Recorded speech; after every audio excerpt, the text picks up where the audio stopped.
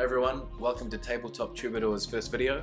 I'm Johnny Fraser-Allen and I'm here in New Zealand at Weta Workshop where I sculpted and illustrated all of the assets for Jim Henson's The Labyrinth board game, which was made by Riverhorse in Nottingham and designed by designer Alessio Calvatore, who is the gentleman that has sent me my own copy. And we're going to do an unboxing video of this, which is exciting for me because it's about 15 or 16 months after the fact that I emailed them and asked to do all of the work for it, because Labyrinth is the only thing better than board gaming in this world. There we go. When I say I illustrated and sculpted for the game, I didn't actually end up doing this box art.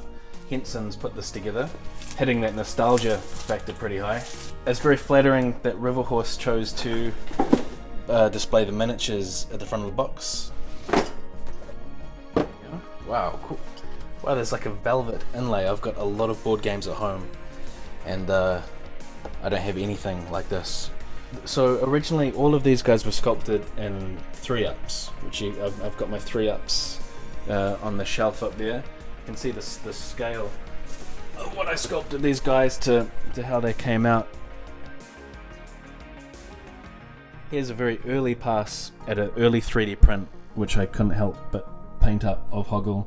My dog bit his finger off. Ludo, a very rough paint job I did of him off an early 3D print, but you can see that the detail captured on this is of a much higher quality. You remember Ludo a lot bigger than he was, but when you look at photos and you remember that Ron Muick is inside there puppeteering, you know, and also bringing them all to a relative scale that look good together on the gaming board is important. Here's Sir Didymus. Here's the original plasticine sculpt that's been pulled from the mold. I've kept hold of him because I might work into it later and do a Didymus, you know, off of Ambrosius and maybe a separate Ambrosius, and I don't know if Riverhorse will ever produce that, but I certainly want a copy. He is going to be terrifying to paint because the paint job on this 3-up alone was a bit beyond my capacity, so I think it's going to be quite gestural how the paint job's going to end up there. But I personally really like how the plastics process softens a bit of detail up, because there's a softness to the creatures of Henson's which I've always loved. Sarah with her 3-up there. I'm not gonna lie, I really struggled with the humans. I've spent 13 years at Weta Workshop sculpting and designing creatures and monsters, and I see humans every day, so I've got no interest in drawing them or sculpting them because they're already around, you know, there's enough of them. Goblins and the creatures came easy to me, but I had to employ a bit of help with the humans. I got Jane Wenley to help with Sarah's face on the 3-up, and Jamie Biswarrick helped me with David Bowie. And also, when all of these 3-ups were scanned, we'll grab Bowie here,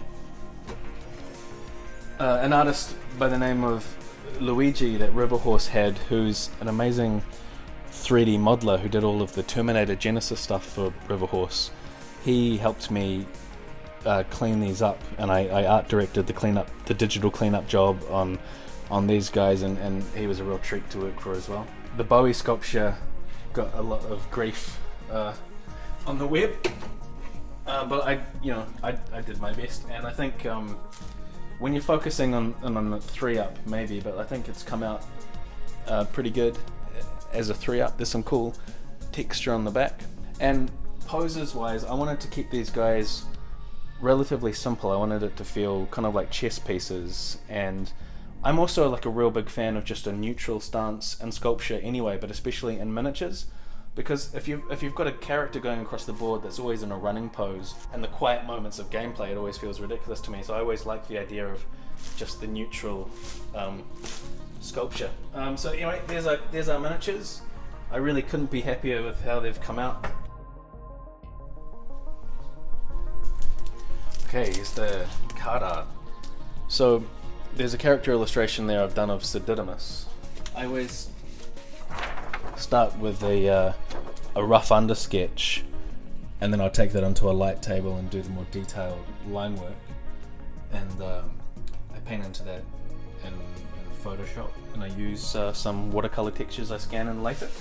Here's the other Ludo option that I did.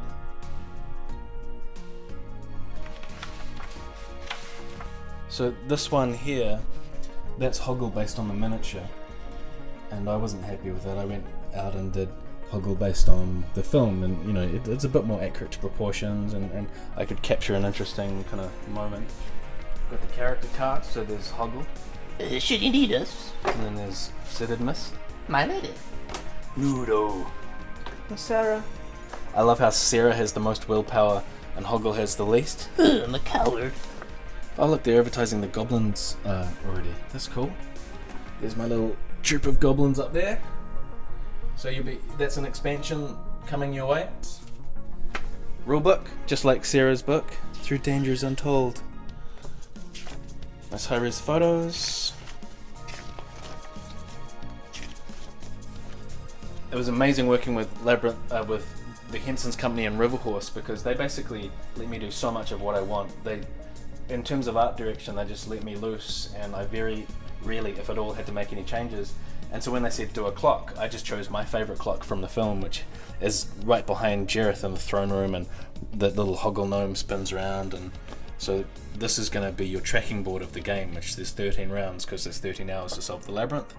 There's a willpower tokens that I illustrated, and then here's Ludo's smell bad tokens. I'm looking forward to see how they come into gameplay. I imagine it's some kind of effect of being sent to the Bog of Eternal Stench. So unfold this guy. Wow. So this, other than the humans' faces on the sculptures, was the most challenging part of the entire project for me. I initially spent 2 weeks designing this board from a bird's eye point of view, because all I had was Riverhorse sent me a square and with the images of where these cards go around the board, and I needed to have Ludo's hanging tree in this corner, the Bog of Eternal Stench in this corner, Hoggle's front gate in this corner, and the oubliette in this corner, and the castle at the centre. Lots of kind of just quick sketches of different parts of the labyrinth like that.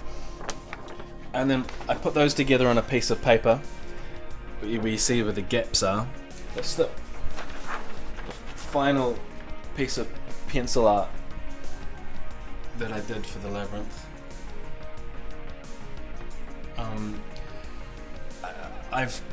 The way I've shaped it is I've had everything spiraling from Hoggle's Gate going round, following the same journey that Sarah takes in the movie till it goes up into the corners and spirals right back down into the castle.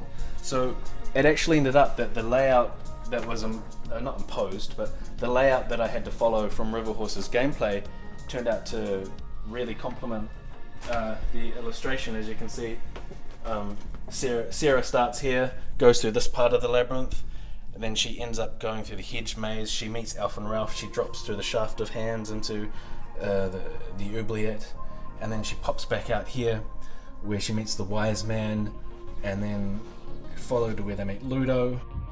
Here's the little scene where Hoggle is confronted by Jareth. I can't give it to her. And then drop down into the forest where we meet the Fiery Gang, the Chili Downs, some people call them. And then Hoggle drags Sarah over the wall into the Bog of Eternal Stench. They cross that bridge, and then the trees start thinning out until they get to Junk City. And they go through the Goblin Gate with Humongous. They've got to fight their way through Goblin City to get to the castle there at the centre of the labyrinth. Some board gaming group have a player who suffers from what we call analysis paralysis, where he's thinking too long about his move. And I always find the best thing, that's why I love board games with really intricate artwork on the board, because you can just admire, you can just look and find new things in the art, just like great kids books, you always find new things.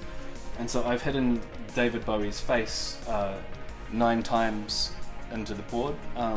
So I'm not going to tell you where they are, but you can, it's like the movie, you look out for them, so you can look out for David Bowie's face as you play the game. Okay, that is the Labyrinth, the board game. I'm really happy with how this has turned out. I'm not just saying that because of my involvement in it. I don't get profits from the game sales or anything.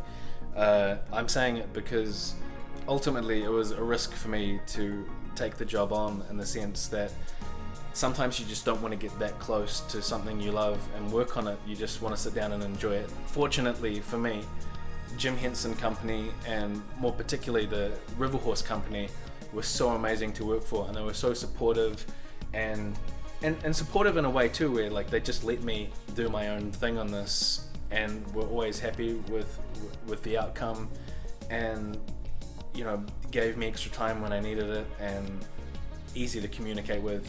And I could, you know, it was cool to see from the inside how hard they were working to make this the best game that they affordably could, and everybody really getting on board with the pre-orders for this game, that in a very obvious and tangible way upped the quality of the board game. And it also, that's the only reason we're getting expansions, several expansion packs for this game that came out of day one, the wave of pre-orders. It's like, yep, okay, let's back some expansions. And so that was good for me, because I needed to sculpt those characters. And I'll tell you why, because in one of our upcoming videos I'm going to start talking about a 10-foot 3D Labyrinth that I'm making, because I'm happy with the board game itself, but I just need a complete functioning Labyrinth in my gaming room. And so there's going to be, you know, a modular moving gaming board. We've been working on some modular forests for that, you know, for Ludo to get lost in there, and I've been working on some junk city pieces. I'm a bit gutted, I missed the last competition on Beasts of War, which was to mash all your bits box together and create some terrain, but some moulding malfunctions, I couldn't quite get them ready, but they're starting to get there for that. And of course we're going to have a functioning goblin city, which is very important. Most importantly for us at Tabletop Troubadour, this game, the Labyrinth, it pushed me into over the edge in excitement and passion for board gaming and creating games and elements. It taught me skills and methods I wasn't aware of that have opened up doors for me to get really excited about producing games of high quality. And so we've started up Tabletop Troubadour as its own company, and this channel and our Facebook page, Tabletop Troubadour Games, are going to keep you updated on the games that we're currently working on. I hope you enjoyed it. Hoggle and I enjoyed bringing it to you, and yeah, thanks. And remember, should you need us for any reason at all. Oh, thanks Hoggle, I'll call.